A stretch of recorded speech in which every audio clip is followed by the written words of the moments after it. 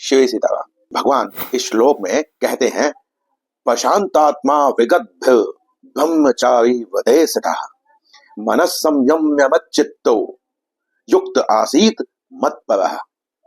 भगवान ने यहाँ जितने भी विशेषण दिए हैं, प्रशांत आत्मा, प्रशांत आत्मा का अर्थ यह होता है, यहाँ पर आत्मा जो शब्द है वह मन पर लिया गया है। पिछले श्लोक में जब से प्रकरण प्रारंभ हुआ है, भगवान ने मन पर बहुत अधिक बल दिया है। भगवान ने यह बताया है कि जो मन है उसे किस प्रकार से शांत रखना चाहिए और शांत मन क्या प्राप्त करवा सकता है, इसका अंदाजा लगाना बहुत ही कठिन है। प्रशांत आत्मा का अर्थ होता है ऐसा मन जिसमें आने जाने वाले दुख सुख, अनुकूल प्रतिकूल परिस्थितियों का कोई प्रभाव नहीं पड़ता। वह मन उस सागर की तरह शांत है जो गहरा तो बहुत है, जिसमें बहुत गहराई है, परंतु वह नदियों के गिरने से विचलित नहीं होता, वह लहरों के उठने से विचलित नहीं होता, आने जाने वाली चीजों के साथ वह अपना संबंध नहीं बनाता, उसमें इतनी गहराई है। ऐसा ही मन साधक का होना चाहिए। यदि जीवन में हमें सुख शांति प्राप्त करनी है तो मन को नियमित नियंत्रित करना ही पड़ेगा। भगवान कहते हैं विगत भी, यहाँ विगत भी बोला गया है, तो विगत भी का अर्थ होता है विगत भय, जो भय से विगत हो गया है, जिसको कोई भय नहीं है। भय होता ही क्यों है?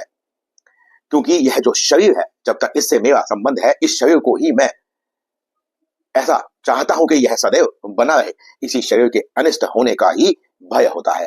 भगवान कहते हैं कि ये शरीर तू नहीं है। जो व्यक्ति अपने स्वरूप को जान लेता है, जो यह जान लेता है कि आत्मा अजर अमर है, आत्मा कभी नहीं मरती, मरता यह शरीर है और फिर से प्राप्त हो जाता है, तो उसमें कोई भय बचेगा ही नहीं।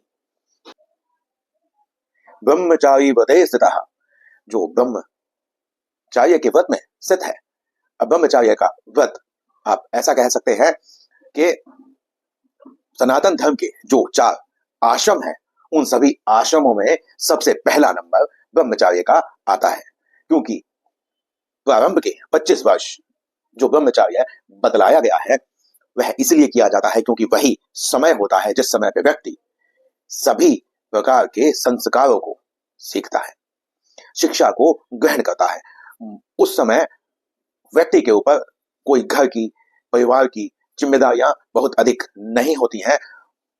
घर के जो बड़े मुखिया होते हैं वह घर की जिम्मेदारी अपने कांधों पर लेते हैं, अपने कर्तव्यों का निर्वहन करते हैं। इसलिए जो बच्चा होता है वह पारिवारिक, सांसारिक, सामाजिक सभी विपत्तियों से बचा रहता है और यहाँ पर वह बहुत भली प्रकार से शिक्षा ग्रहण कर सकता है, अपने तर्क को विकसित कर सकता है। इस संसार में जिसका तर्क बुद्धि स्थिर है, जो विपरीत परिस्थितियों में सही निर्णय लेने की क्षमता रखता है, वह अपने जीवन में किसी भी लक्ष्य को प्राप्त कर सकता है। आप यह भौतिक में या आध्यात्मिक में कहीं पर भी देख सकते हैं। मानक संयम्य मत चित्तो, भगवान ने यहाँ पर मन को संयमित करने के लिए कहा और मत चित्तो अर्थात चित्त को मेरे में लगाकर यहाँ भगवान अपने लिए कह रहे हैं कि मन का जो कार्य होता है, मन बार बार अपने विषयों की तरफ भागता है, मन बहुत ही चंचल है। उसे अपने नियंत्रण में लाने के लिए जो चित्त है उसे भगवान कहते हैं कि तुम मुझ में लगाओ।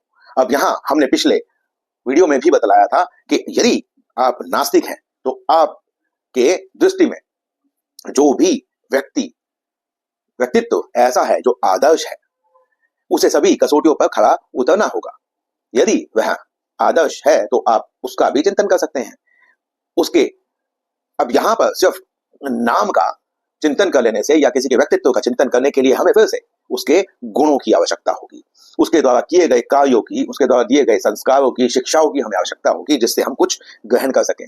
तो इसीलिए भगवान कहते हैं कि तुम